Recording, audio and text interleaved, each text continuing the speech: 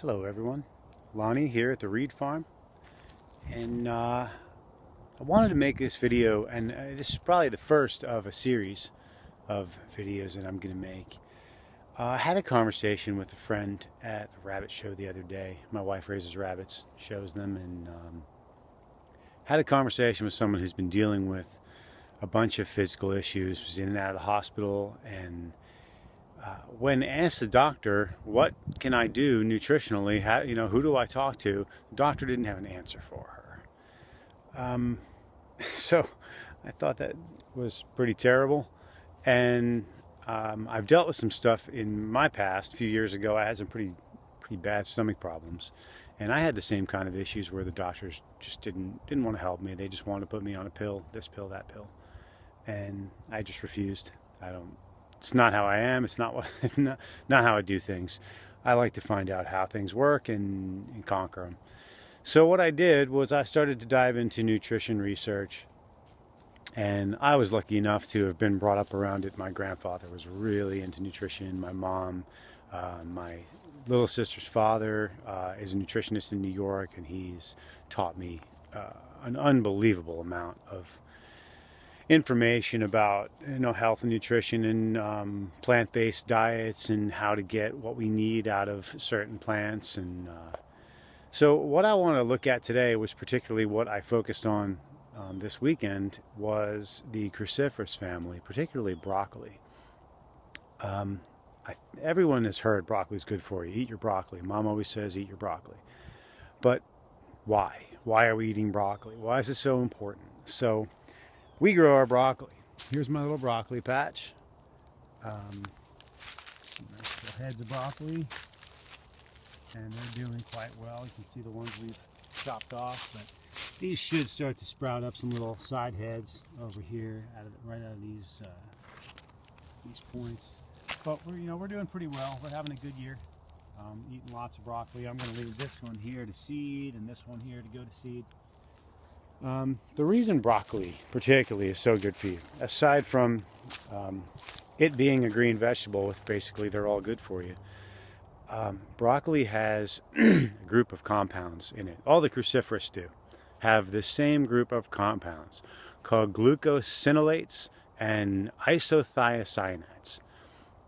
And the compound particularly that we're looking at is glucoraphanin. And it is broken down into another compound called sulforaphane. Some of you may have heard of sulforaphane. There's a lot of research on the internet. There's videos, there's articles. There is so much information about sulforaphane out there. But what we're missing is how to get it and how to make it bioavailable. And this is where I think it gets lost in our diets, where we're not really getting the true benefits of eating these cruciferous vegetables. We eat our broccoli, but we're not getting the sulforaphane because we're killing the enzyme. The way the sulforaphane is created is by consuming the enzyme, which is called myrosinase.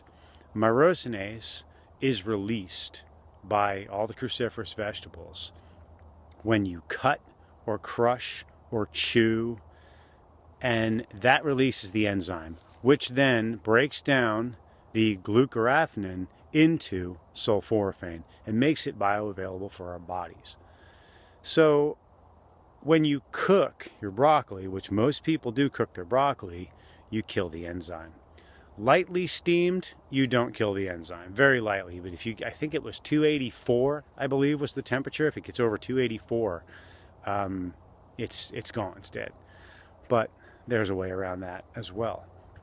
Every time we cook broccoli, we add in mustard powder, ground mustard. Ground mustard is just a seed that is ground down, and mustard happens to be in the cruciferous family. So we grow a lot of mustard. I have it on the other side of the farm, which I can walk over and show you that. But what it does is the ground mustard seed has the enzyme, and mustard particularly has a lot of myrosinase, the enzyme needed to make sulforaphane. So when we're eating our broccoli, we sprinkle mustard. You almost can't taste it. You need a lot to taste it. So that's a really nice way to get around it and make it bioavailable. Now, it has all these antioxidants in it. It's got beta carotene, there's protein, there's lutein, there's so much going on in broccoli that it's one of the best things you can possibly eat. It will help to reduce oxidative stress. That's the sulforaphane particularly. It has been, there's so much research and studies done. There were some test tube studies done. There's been animal studies done where they're showing reduced cancer cell production. Cancer cells are shrinking. There's too much research done on it to not focus on it and to not want to eat this vegetable. And there's the boy eating his favorite food in the world, fresh raw broccoli. Now when we eat it raw, we get our sulforaphane right away because the myrosinase enzyme has not been damaged. And every time he chews, another bit of myrosinase is released and breaking down the glucoraphanin into sulforaphane. And that is why this is going to be the healthiest kid the world's ever seen, right? Mm-hmm. So then there's the other part of this that I wanted to dive into, is how to grow it and why do we need to grow it as opposed to buy it. I need to grow my food because the issues I was dealing with was my stomach. I had really bad stomach problems. I couldn't digest anything. I had constant heartburn. I was actually vomiting a lot. I had a really rough time for a few years there. And in my research, what I discovered and how I fixed my own stomach was getting rid of the pesticides and the herbicides. And now that I've several years down the line, I understand fully why it works and how it works. And that's also how we grow all our food here. I mean, there's broccoli. Here's a whole bunch of string beans. There's a bunch of bananas. We grow a lot of bananas, which are a big source of food for us because we do really well with them. And there's some mustard out there. Actually, we can walk right over there and take a look at our mustard. So what I looked at when I was figuring out how to fix my stomach, this is our mustard.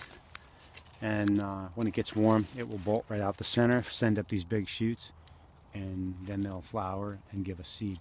But this stuff, full of myrosinase and glucoraphanin. Spicy, it's got a bite to it. I love it. We use it since these leaves are so gigantic. We'll take the leaves inside and we'll make tacos or burritos and we'll just use the leaf as the wrap.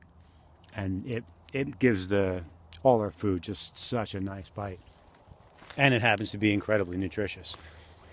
But when I was looking at why my stomach was so messed up, and why I couldn't digest things and why there was such an imbalance, it ended up being because of my microbiome was just destroyed. The little tiny bacteria inside my stomach that break everything down and digest my food. And it was like that because I had been eating just, random stuff, food, everything that's on the market that everyone else eats, that no one even thinks about. So then when I look at my soil now, it is very similar to my gut. It is a living organism. I've got so much organic matter in this soil, and most of it has been mulch. But it's alive. It's very much alive. And my stomach is also very much alive. Now that I have no more pesticides, no more herbicides, because they are designed to kill things. Several of them are chelation agents, which will bind metals and pull them out. And when they do that, they kill everything. Because we can't live without certain metals, magnesium, calcium, iron, copper, zinc, things like that. We get these things pulled out. I mean, all organisms need these things to live. It's just elemental science that if we don't have it, we die. So the soil is the same, these plants are the same, people and plants, we're all the same. We live on the same stuff. We need the same exact things to go into our bodies. So, I found a string bean. So we don't use any chemicals, any pesticides, any herbicides, nothing like that. If weeds come along, we pull them by hand. There's some right there that need to go. I'll get to them. And then I'll turn them back in, and I'll turn them right back into compost, and they'll break down and feed the soil, keep my soil microbiome just booming.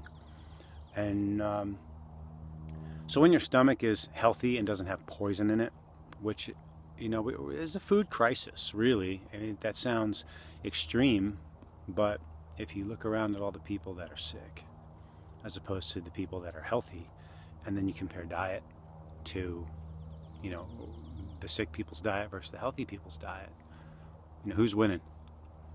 And it's the organics. It's the people that are growing their food, that are getting it from farmers markets, local farmers. They're taking care, they're making sure they know where it's coming from and what's on it, what's in it, and their stomachs are working properly, which then they can break everything down. They can, it just fuels your body better. So I would highly recommend eating your broccoli. And now you know exactly why you want to eat your broccoli, and now you know how to get the most out of it. So I will dive deeper into how to grow things, because that's what we have focused on, is growing everything, because I don't know where to find clean food. I just haven't found a good consistent source of clean food anywhere that doesn't have chemicals in it, doesn't have a pesticide or an herbicide or something horrible in it. And I don't want to eat it anymore. I've already experienced it. I've been through it. It's terrible. It hurts. I don't want to do it anymore. And I don't want anyone else to have to do it anymore. So I have taken it upon myself to grow food for my family. And we're doing pretty well with it. This farm is working its way along. And we're growing our food and growing a healthy kid. Right? All right, so we'll dive deeper into how to grow and how I keep the soil healthy on the next one. All right, have a great day, and please subscribe to our YouTube channel and like it and share it and send us around, because people need this information. It's out there, it's free, it should be available. So make it that way. Have a great day.